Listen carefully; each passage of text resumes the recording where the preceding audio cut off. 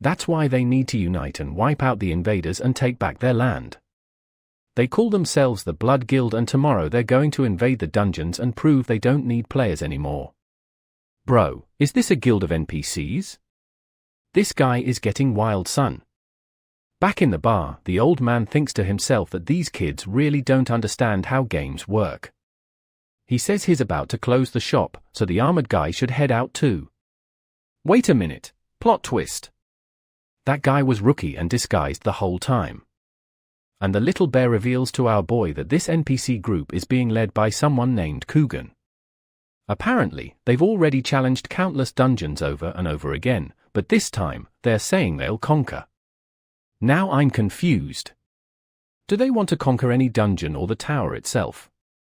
Iman chimes in saying that since they're NPCs, this is basically suicide because they can't be revived when they die. Our boy asks if it's actually possible that they found a way to conquer that place. Iman replies that, yeah, it might be possible, especially since HS seems to be in contact with their guild. Our boy remembers the only woman in this entire world, you know who FY? If she's made contact with those guys, it's probably some bug nonsense again. Right away, he starts disguising himself again and saying he's getting a bad feeling about this and is going to follow them. Scene changes to the Predator's nest. A whole group is advancing, while our boy hangs back, wondering why so many people are coming along. Iman explains that the 4-player limit per dungeon only applies to players FY. For residents of this world, they can bring as many as they want, since for them literally just a cave. But Ryuki thinks that doesn't make sense. These guys were way weaker than even the weakest players, so how are they supposed to fight? That's when a red scorpion charges into attack, and the mites FY instead of defending, they all dodge. Coogan, organizing the formation, orders the front line to step back and the second row to go in. Now these FY, these are real players, man. These guys were risking their lives. This was what you'd call a hardcore dungeon. Ryuki is impressed for a bunch of NPCs, they were really well organized and moved with coordination. Too bad they probably wouldn't do any real damage. But that's when he notices something strange. The tip of one guy's spear looks bugged. All the attacks were piercing way too easily. Igun quickly points out that it's the same pattern from HS Dagger. If they could capture one, it might be able to analyze the structure. Looking at the chaos this has turned into, Ryuki starts thinking that dealing with NPCs might be even harder than Valinza. The worst part is even though the NPCs are packing overpowered weapons FY. A hit to the chest still opens a crater and the guy obviously fives in a critical state. He's going to die. Ryuki asks what really happens to an NPC's data when they die. Igun explains that basically they're reborn in a different form, kind of like reincarnation. But only rarely do they retain any memories from their past life. So yeah, some NPCs end up escaped. Looks like this whole thing is a simulation. Wait, what if we're in a simulation too? Ida, rappers. Then Coogan pulls out a dark-looking potion and tells them to give it to the wounded. As soon as it hits the NPC's mouth FY, it's like root ear healing. The guy's instantly back to full. Our Mo is just standing there watching like these bastards just keep pulling out item after item more suspicious than the last. Now he starts to feel a strange unease along with a dark aura. Maybe thanks to his boosted intuition. Everyone's cheering saying that person told nothing but the truth. With those spears and potions that survive and get the job done. But then a bald guy holding a spear asks why that player gave them all this stuff. Coogan replies that not all players are enemies. Still, the true intention behind all this is clearly using the residents as pawns. But of course, they're not going to just sit there and be used. Once this is over, they plan to flip the game and take control of everything. Time passes and Coogan announces they finally arrived. The final boss of the dungeon FY, the post-McDonald's version of Baru. No hesitation. They're charging with their spears.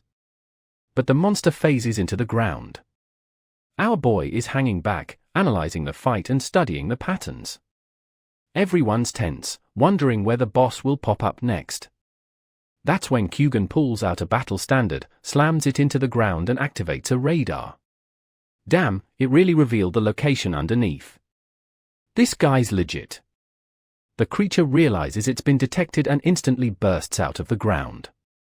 Ryuki says this detection thing is basically cheating. Ivan fires back. You're the last person on Earth who can talk about cheating. The boss slams the ground, sending giant boulders flying that hits the chest. You're dead. But Kugan sneaks up from behind and pierces through it like butter with his spear, screaming that victory was finally within their reach. With that, the Predator's dungeon was cleared. Standing atop the monster's corpse, Kugan celebrates, shouting that they did it. Suddenly someone starts clapping, saying they're deeply moved. When Kugan looks to the side, he recognizes the man in the hat is John Doe, who says he can't believe they actually did it. But this guy wasn't supposed to be there, and Kugan asks what he wants. John Doe apologizes, saying that's no way to treat a friend.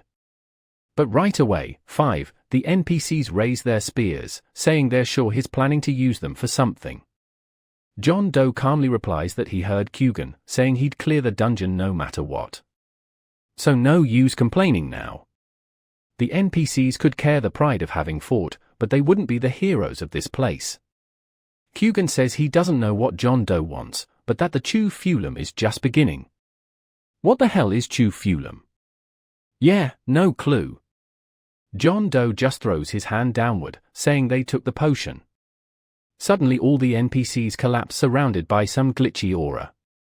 And this little villain of the week says that the potion doesn't restore people to their original state. In fact, it creates bug code in the damage areas, letting the person survive a little longer, but the damage keeps stacking. Heisha's goal from the beginning was to see what would happen when the bug reached its peak. And obviously, its sealed room with 50 people was the perfect test zone. Poor Kugan, while he was dominating, now he's bleeding from his eyes, asking what that bastard thinks they are.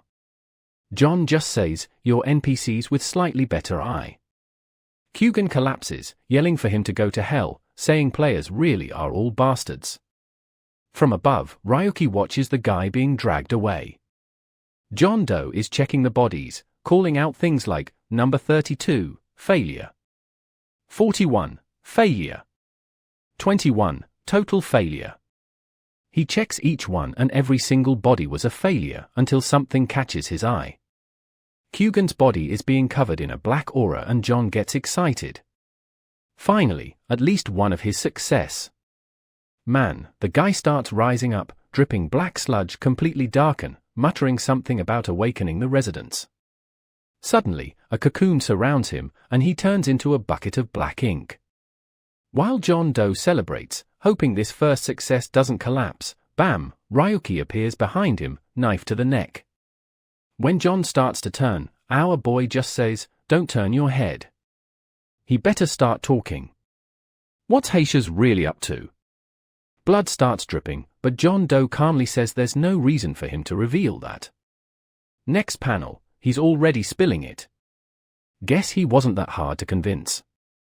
He explains it all started with research into Yggdrasil's interference signals, and then it's almost complete. All they need now is the final test. Cut to another scene, 3 knights looking at a child asking if the NPC has glitched speech, but the kid replies, "I'm not an NPC. Someday, he'd be just like the players. Walk in the world freely, fighting monsters, leveling up." The white hair guy says he can tell the kid's serious. So why not make it bet? Back to the present, John Doe tries to attack Ryuki from behind, calling him an idiot for letting his guard down. Looks like he already figured out who our boy really is. But what he didn't expect was instinct level 2. Bro, Ryuki wicks out a flashbang and throws it in the guy's face. I told you, this bastard is the king of FPS Fi. Let Yggdrasil drop Counter-Strike 3.0. He's ready. John Doe's stumbling around confused, where the hell did that flashbang come from? But now he's already getting slashed in the neck and Ryuki demands again. What was that black thing devouring the dungeon? John Doe, instead of answering, asks, "Why are you so mad? Are you emotionally attached to those NPCs or something?" Man, in that panel with his invisible foot, the idea was probably to show a high-speed movement, but looks like the artist got confused with the effect this time. But hey, there's the results. Smash the poor guy face first into the ground.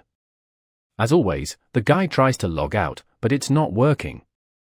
Meanwhile, Kuvin's body is completely black, surrounded by glitchy red cubes. Ryuki says he wants to see the guy keep acting tough after getting hacked. Better start talking soon, or he's gonna vanish. Someone tries to stab him from behind, but Ryuki just fires a bullet, saying this is pathetic. Even Ryuki is impressed with how level 2 perception lets him sense danger before it even comes. But suddenly, John Doe looks shocked and tells Ryuki to look behind him. Kuvin is coming up from the back, stretches out his hand, and launches a barrage of dark energy.